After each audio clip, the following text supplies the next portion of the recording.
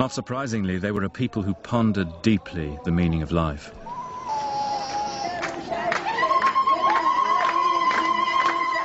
Iraq is matched only by India as a cradle of religions, rich alternative traditions which have all ended up living side by side.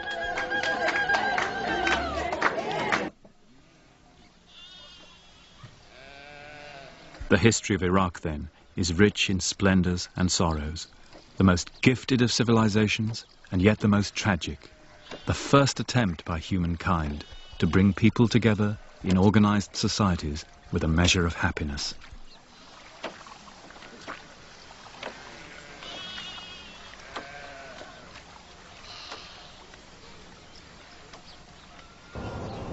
Another key quality of civilization is continuity or rootedness. The old towns of Iraq are the oldest continuously inhabited on Earth. And it was to places like this, Tel Afar, in the 19th century, that Western explorers came for the first time, looking for origins in the land which the Bible said was the cradle of the human race. Here at Tel Afar, at the dawn of Mesopotamian archaeology, in 1846, the English excavator Austin Layard, famous for his discoveries at the cities of Nineveh and Nimrud, climbed up here to the top of the citadel one evening. And as the sun set, he says, I looked out and counted over 100 Marns out there throwing their long and darkening shadows across the plain. Each of those mounds had built up over millennia with the accumulated debris of human settlements. The one on which this citadel is built has more than 50 feet of debris extending back 6,000 years. Perhaps nowhere, as here in Iraq, is there such a continuity. And some of those cities, out there in the plain to the south, were among the most famous in the history of the world. Ur of the Chaldees, Nineveh, Babylon, source of some of the greatest tales in our culture. The creation, the flood, the Garden of Eden, the Tower of Babel.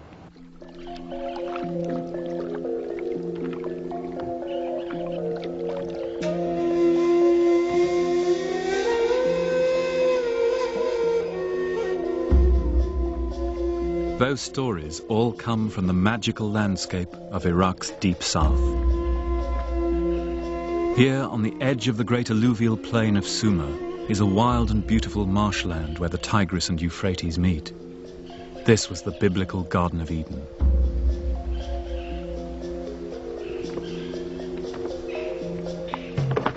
Up to the very eve of the Gulf War, it was still possible to enter this world and see a way of life preserved for thousands of years, since long before civilization, the Marsh Arabs. The Marsh Arab villages look much as the first settlements must have done. Man-made islands in freshwater lagoons where they still live by fishing, raising water buffalo, cutting the reed beds, and cultivating the rich soil along the shores and levees.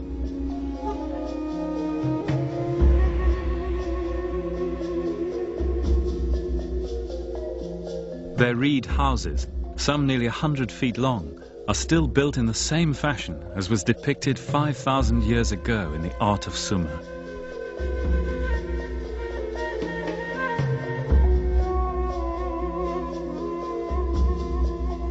In this world of almost limitless potential, the book of Genesis says the first cities arose in the beginning when God let dry land rise from the water.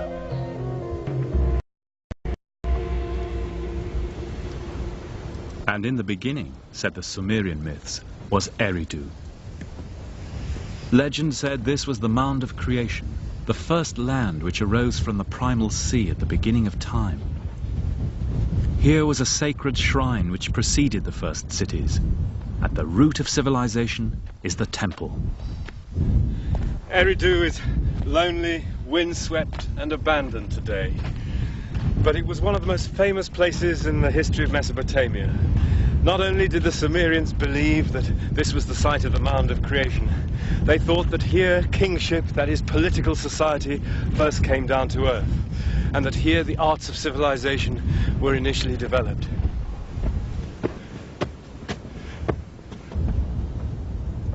It originally stood on a great sea of fresh water stretching out to the south, the Apsu. And the great temple here, the most famous shrine in Sumer, was named after it, Apsu, named after that primeval ocean of sweet water out of which all human life and all natural life came, so they believed. And in fact, when the archaeologists dug deep into the temple hill, they discovered, around the time of 5000 BC, a little sand mound surrounded by a reed fence with a tiny chapel on it, marking the site of that mound of creation. Hard as it may seem in this blasted landscape, but we're in the area of the original Garden of Eden.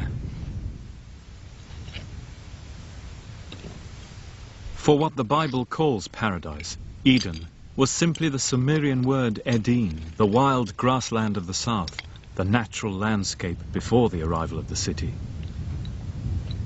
And picking over the debris of paradise, it's hard not to see the psychological truth of the Bible story, that the very beginning of our ascent to civilization was also the fall, when we tasted the fateful fruit of the tree of knowledge, the means by which we would become masters of the earth, and yet eventually gain the power to destroy it and ourselves. Truly a devil's bargain. Sumerian myths also tell how the arts of civilization which originated here in Eridu would bring both joy and sorrow. This, they believed, was what the gods passed on from here to future ages through the first true city on earth, Uruk.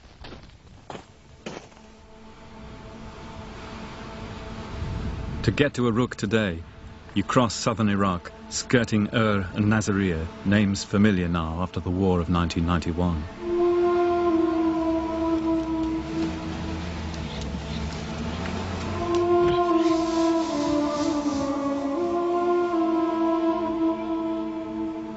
Then you enter a lunar landscape, a wasteland swept by gales of sand.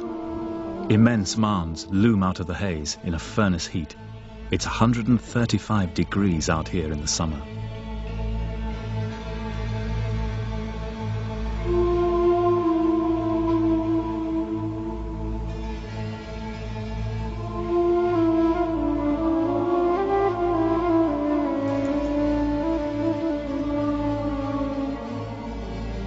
Finally, you come to a city gate, still visible after nearly 5,000 years. Its approach silted with a deep tide of pottery and bones.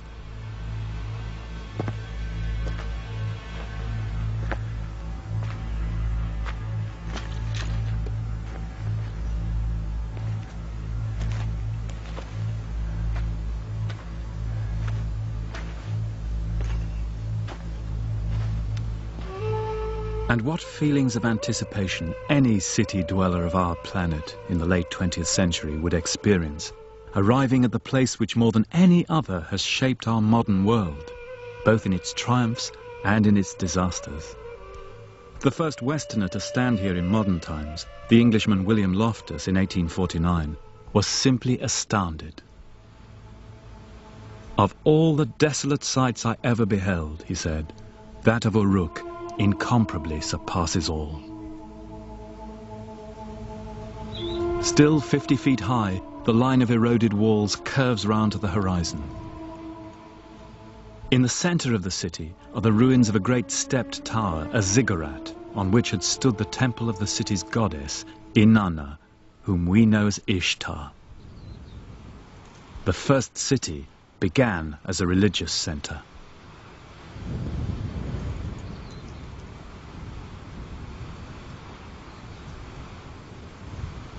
Standing on top of the goddess's ziggurat here in Uruk, you can get a real idea of the vast extent of this site, with a circuit of walls of more than 6 miles. Archaeology can show that these walls were built at the end of a period of extraordinary expansion, when Uruk increased 4 times in size in just a few generations. Presumably then, thousands or even tens of thousands of people were moving in from the countryside to this new city life. And there are parallels for this kind of change from rural to urban life in Europe, for example, in England during the Industrial Revolution. Scholars now believe that the population of the Euphrates plain may have increased tenfold in these crucial 200 years. And to parallel that, you'd have to look at Mexico City today, doubling its size in 20 or 30 years. The effect of such growth was shattering.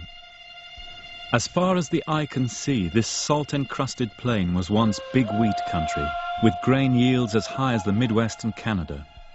But the need for more land, more intensive cultivation to feed an ever-growing population, eventually devastated the landscape.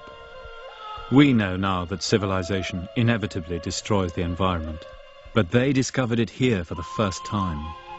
The question was the same for them as it is for us today: how to balance the fertility of the earth against the voracious demands of the city. The watchman at Uruk, Muha Abu Gumar, lives out here with his family. He belongs to one of the Montefic tribes who inhabit this part of the desert. His forefathers fought the Turks, the British, indeed anyone who tried to impose their rule on the south from the outside. Now what is this then? White temple. Yeah. And this is Sumerian? From Sumer, yeah. He knows the site like the back of his hand, down to the deep levels.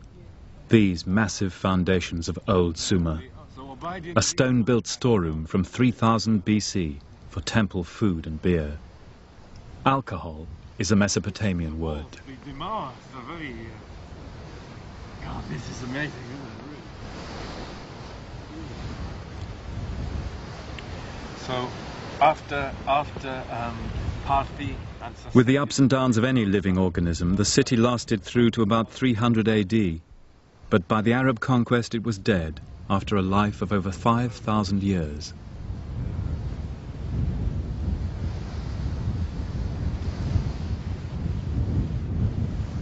It's a salutary experience walking these weathered gullies, littered with testimony to the long ascent of man, if such it is.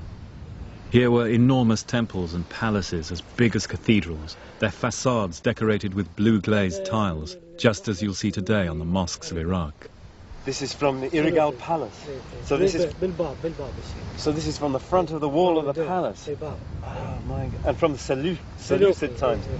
So this is when the palace was rebuilt after the time of Alexander the Great. 2000. More than 2,000 years old, isn't that astonishing? God. Thank you very much.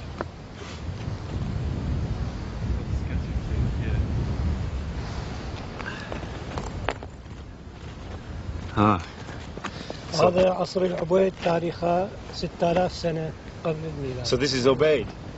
Obeid. So 6,000 years. 6,000. And this. But what is this here? What is this, Mr. Muha? عملة بارتية.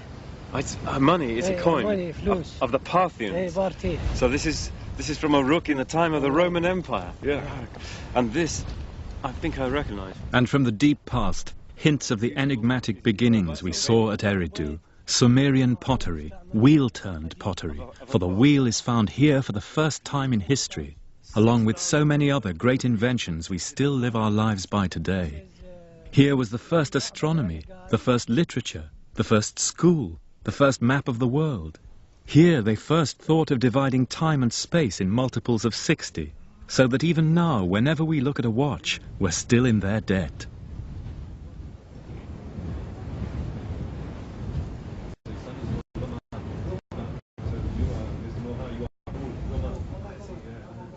Inside Muha's guest hut, within the old walls, we're the only inhabitants of Ishtar's city tonight. It's wonderful to be here. And all these are your children, your little children. Hello. Even so, Muha still observes the gracious formalities of desert hospitality. Thank you so much for showing me around Warqa. This is a wonderful sight. Iraqis have always been great storytellers, going back through the 1001 Nights to the world's first literature, the Epic of Gilgamesh. Gilgamesh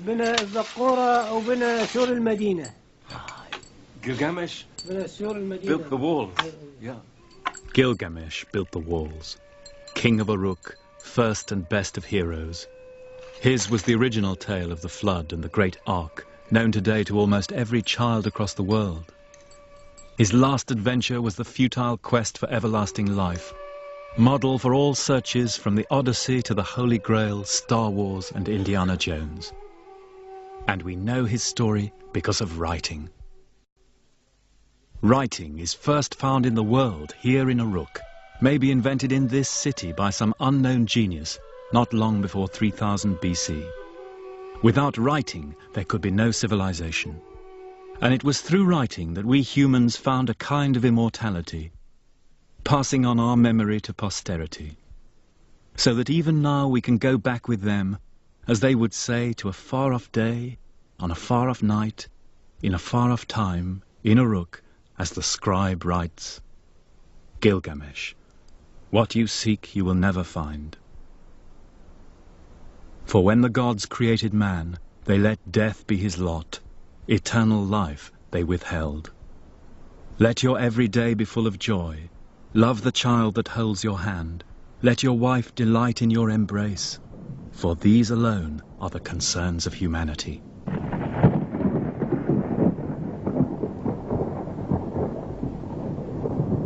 Erbil, the oldest continuously inhabited city in the world.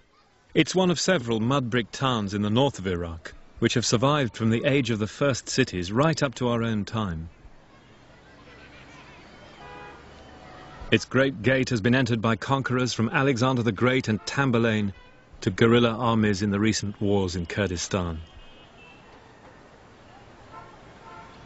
Its mud brick walls and houses, fallen and rebuilt so many times over the years, that the city now rests on a mound 100 feet deep in debris. Here, at the end of the 2nd millennium AD, is the very image of the first urban life on Earth. Massive burned brick walls towering over the plain.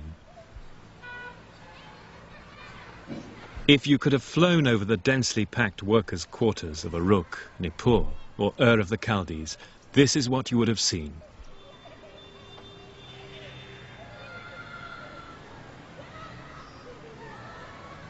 And within the walls of Erbil, we can still get an idea of how people lived and how society was organized in those first cities of old Sumer. For here the past literally is still alive.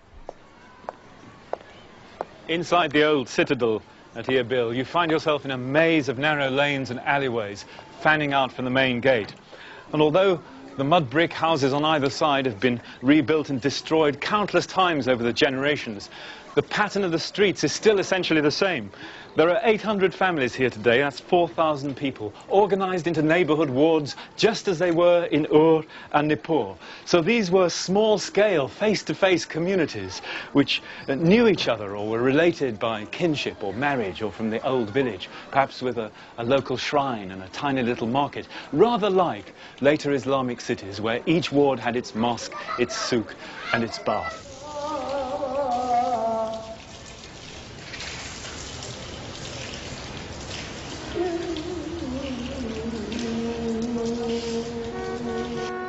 In ancient times, the soul of the Mesopotamian town was the temple. Towering over the mud brick streets, a visible assurance to the townspeople that God was among them. It's still like that today. The Al-Mullah family has run the mosque here in Erbil for 600 years. In just the same fashion in ancient cities like Uruk or Nippur, single families can be traced over many generations running the main temples.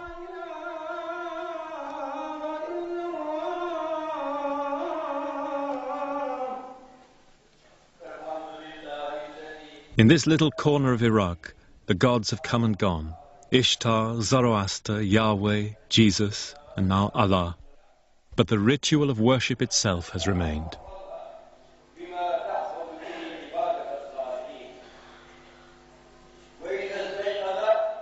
And on this spot where the oracle of the goddess Ishtar once stood, there's been continuous worship for longer than anywhere else in the world.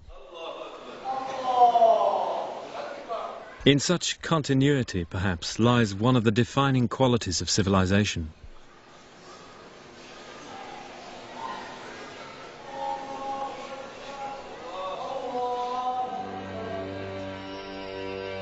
Civilization was a great achievement, and the Sumerians were justly proud of it. They loved city life and the luxuries it afforded. But at heart they were a pessimistic people who knew how fragile human achievement could be. On the famous standard from the golden age of the city of Ur, images of war and peace are mysteriously juxtaposed.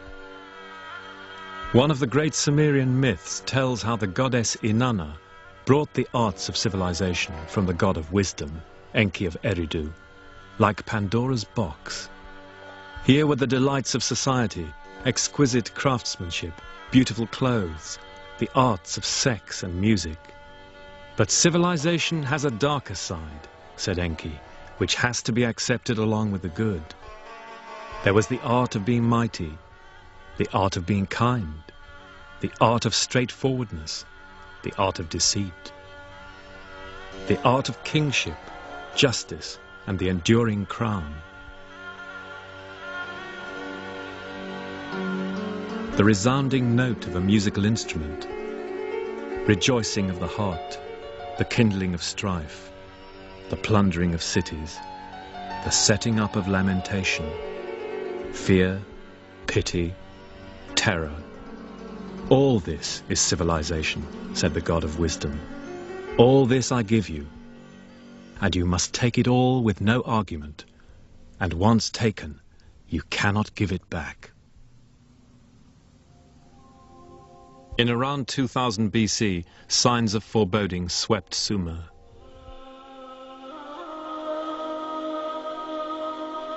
Too much agricultural land had been ruined, inflation set in, famine, economic collapse.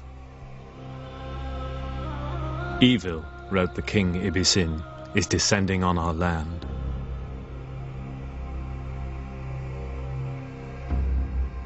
Then all the cities of Sumer were smashed by a coalition of ancient enemies from Iran and the desert. Is destroyed. Bitter is its lament. The country's blood now fills its holes like hot bronze in a mold. Bodies dissolve like fat in the sun. Our temple is destroyed. The gods have abandoned us like migrating birds. Smoke lies on our city like a shroud.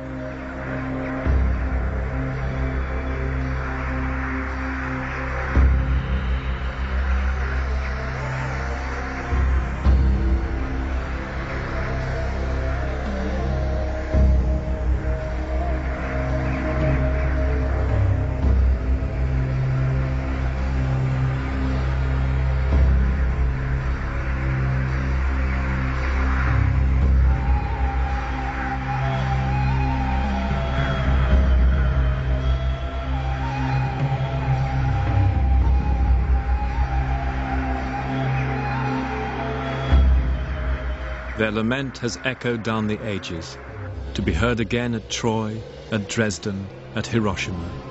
And how loaded with meaning it is for we of the late 20th century. For now we too have seen the columns of smoke hanging over Mesopotamia like a shroud.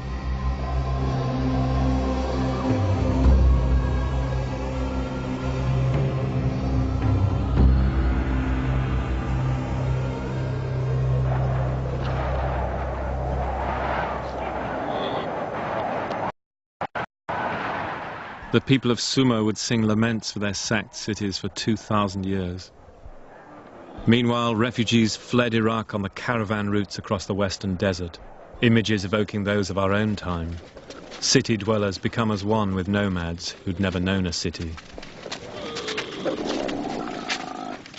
Among them, the Bible says, was a citizen of Ur, now revered by half the world, Abraham.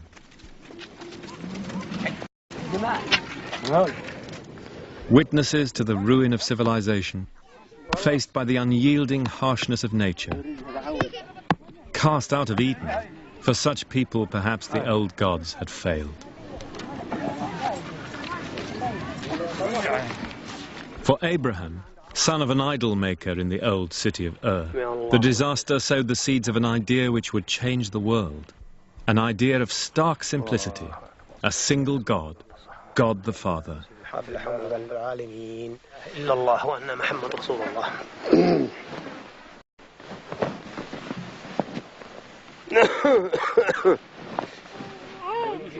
Abraham took his idea with him as he migrated to Palestine. And now, ironically, he's viewed as the founding father by Jews, Christians and Muslims alike. For Abraham was the first man to make a covenant with God. It was perhaps Iraq's greatest legacy to the world.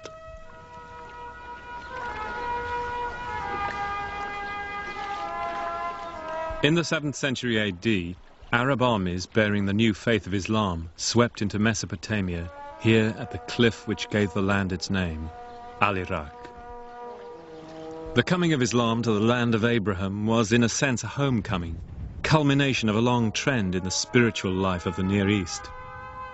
Babylonians, Assyrians, Greeks and Persians had all ruled this intractable brown land in long cycles of growth and decay. And gradually, through the triumphs and disasters, the people had come to view God with an attitude of unquestioning submission. And so the way was paved for the coming of Islam to the cliff which gave the land its name, Al-Iraq.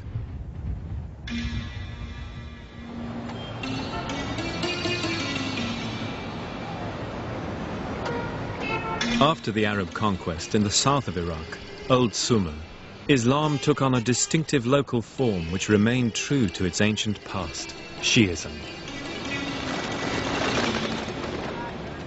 In the sacred city of Karbala, the Shiites carried the ancient Sumerian tradition of lamentation close to their hearts, as no other faith has done. And so it had been for thousands of years before Islam. Even the physical appearance of the great mosque of Imam Hussein at Karbala recalls the buildings of Old Sumer, with its mosaics and the same blue tiles which had adorned the shrines of Uruk.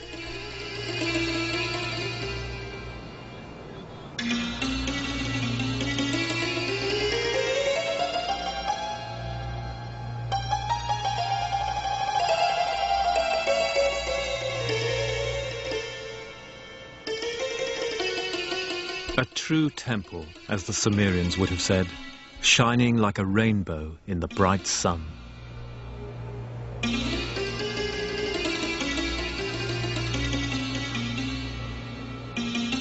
Shi'ism remains today the religion of the farmers and peasants of southern Iraq, Old Sumer, ruled since the Arab conquest by Sunni Muslim masters in Baghdad. In 1991, at the end of the Gulf War, Karbala was devastated as the Shiites rose again against their overlords. Once more, the sacred shrine of Sumer was sacked and desecrated. And as so often before, the people of the south were left to lament.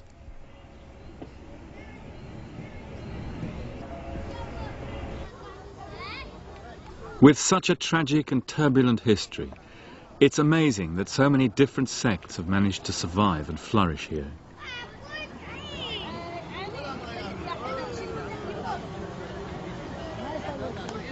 This is a Mandean wedding.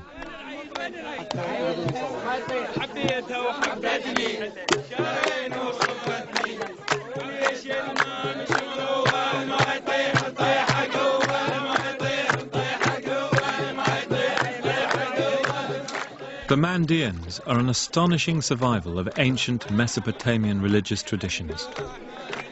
You could say they're the last of the Babylonians, but they also put us in touch with the baptismal customs out of which Christianity arose.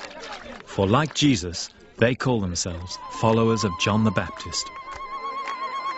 Their wedding ceremonies are accompanied by full immersion in the Tigris, which in commemoration they still call the Jordan.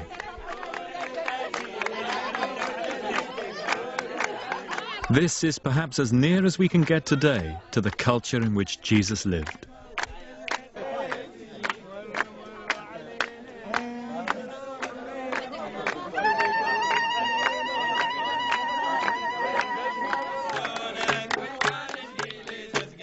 The Mandeans are a reminder of how pluralism and tolerance are essential qualities of civilization.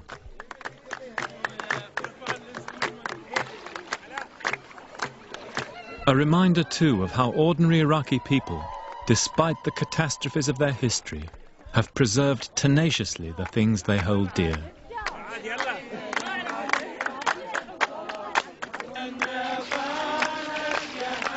Life is victorious, says their marriage service.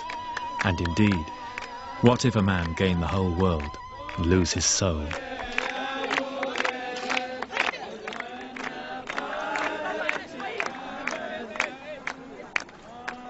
Baghdad had been founded by the Arab conquerors of Iraq in the 8th century. It became the greatest cultural center in the world, the richest city on earth, it was said. Little survives of that time today. Successive destructions of Baghdad have seen to that.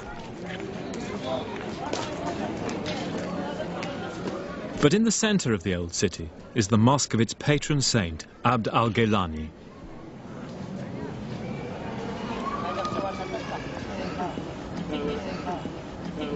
This was built at a time when colleges and philanthropic institutions were created throughout Islam, before the universities of the West, before Oxford, the Sorbonne and Bologna.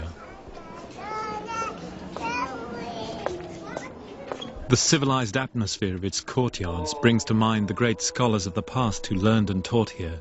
Scholars who translated the sacred books of the Jews and Christians, as they said, that we might better understand the decisions of God. Humane learning, wrote one of them, Abd al-Latif, leaves an aura like a ray of bright light shining on those who come after.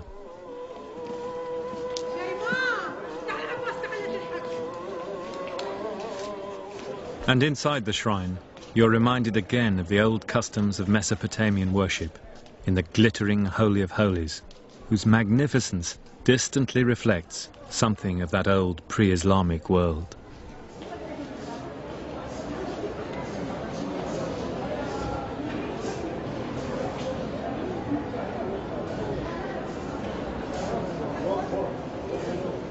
Saint, poet and mystic, al-Ghailani was founder of one of the great Sufi orders. And to pause for thought here in his shrine is to feel what a dynamic force Iraqi Islam, Shia and Sunni, has been through history. But now, at the end of the 20th century, however much the rich and complacent West may wish it otherwise, Islam is once again a great power in the world. A beacon for the dispossessed peoples of Asia and Africa, an idea for which people still live and die. From the time of Harun al-Rashid, Baghdad was one of the 3 greatest cities in the world, along with Constantinople and Xi'an in China. And like them, it was one of the great transmitters by which the cultural legacy of the ancients was passed on to the medieval and modern world.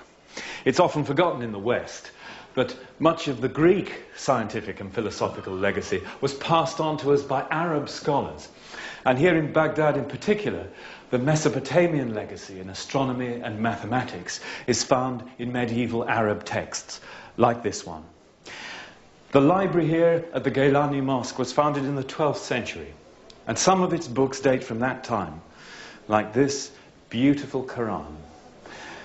But it was one of the great tragedies in the history of Iraq that this period of high culture in Baghdad was cut short by the devastating Mongol attack of 1258, when the city was totally destroyed.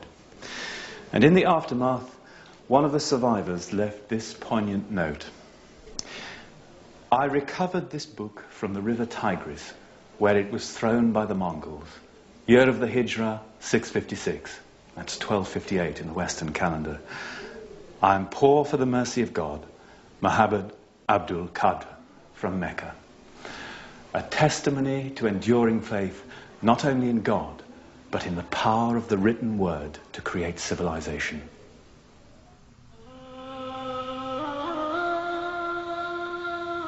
You asked me, wrote a contemporary, about the sack of Baghdad. It was so horrible there are no words to describe it. I wish I'd died earlier and not seen how the fools destroyed these treasures of knowledge and learning. I thought I understood the world, but this Holocaust is so strange and pointless that I'm struck dumb. The revolution of time and its decisions have defeated reason and knowledge.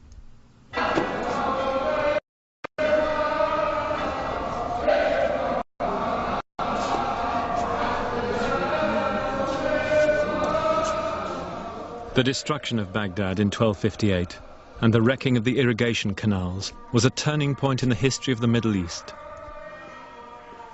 There's no doubt, said a Persian writer, that even if for 1,000 years to come no evil befell Iraq, it will not be possible completely to bring back the land to the state it was before. By the end of the 16th century, Iraq, the cradle of civilization, had sunk to the lowest level. The old cities of the south were dead, the land had returned to desert.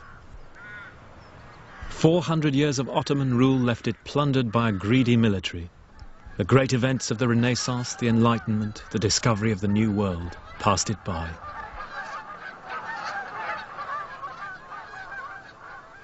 Up here in the north, though, the old traditions of urban life hung on. This is Mosul. The 12th century Arab traveller Ibn Jubayr describes its lovely river frontage, with latticed windows and balconies.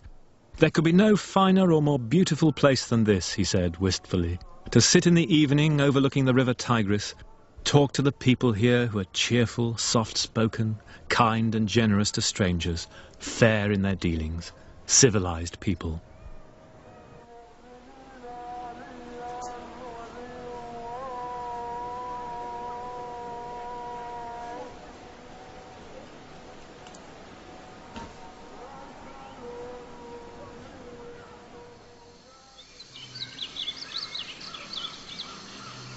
Out to the north of Mosul, in one of the loveliest spots in Iraq, the amazing religious life of the country has one more surprise. Our journey, which started in the Garden of Eden, has brought us finally to the domain of the Prince of Darkness, Satan himself. This is the shrine of the Yazidis.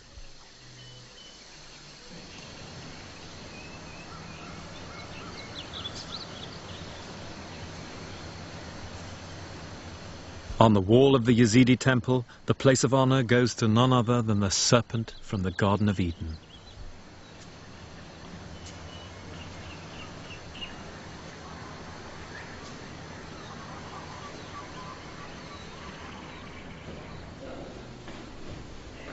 Once unfairly branded as devil worshippers, the Yazidis believe that the real power in the world is Satan. It's Satan who dispenses good and evil, sickness and health, and so he needs careful and regular propitiation.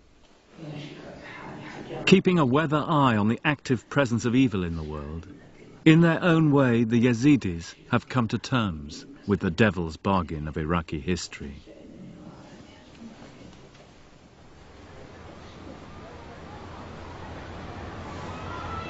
After all its great achievements, Iraq reached the modern age like a society stopped in time.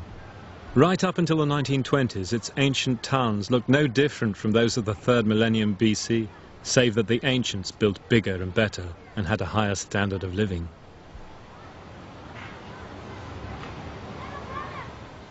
Oil would change all that, the second largest reserves in the world.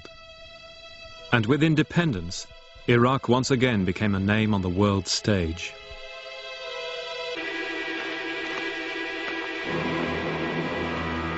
The final step of this new order was to restore the most potent symbol of that ancient past, Babylon itself. Babylon the Great, as the Book of Revelation calls it, the mother of harlots and the abominations of the earth.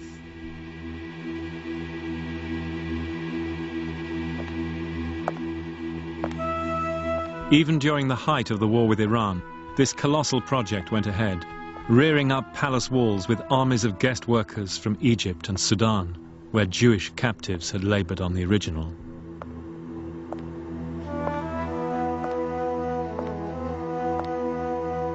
And in the rebuilt palace, every 50th brick was stamped in Arabic, restored in the era of Saddam.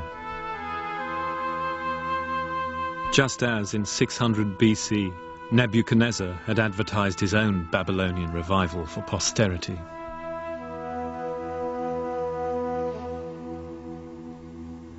The message to the world from the late 20th century rulers of Iraq was simple. Mesopotamia, they said, had emerged once again from the darkness to become a bright light of civilization. But civilization consists not in walls of brick and stone, but in the ideals created within them, in the humane goals of life pursued by the predecessors who attempted to moderate naked power, as the Sumerians said, to cause justice to prevail in the land, that the strong may not oppress the weak.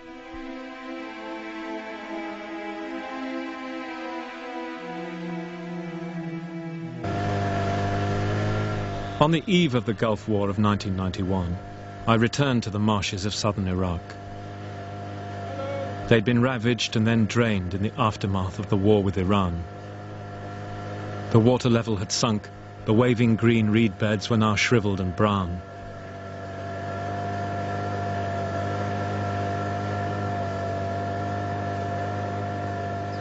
Once upon a time, said an ancient poet, Sumer, the great land of divine laws, had all that was needed for life. You, Sumer, set the ideals of civilization upon humankind, lofty ideals, robed in enduring light. Once upon a time, when there was no fear, no terror.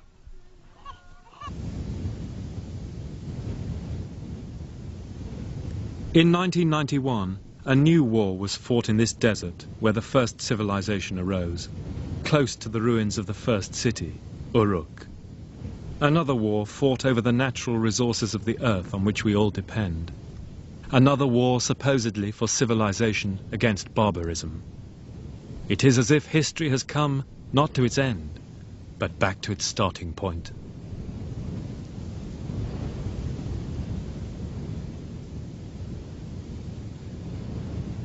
Viewed from across the plain today, Uruk, the first city of the world, the city of Genesis, seems like a great source of energy whose power is exhausted.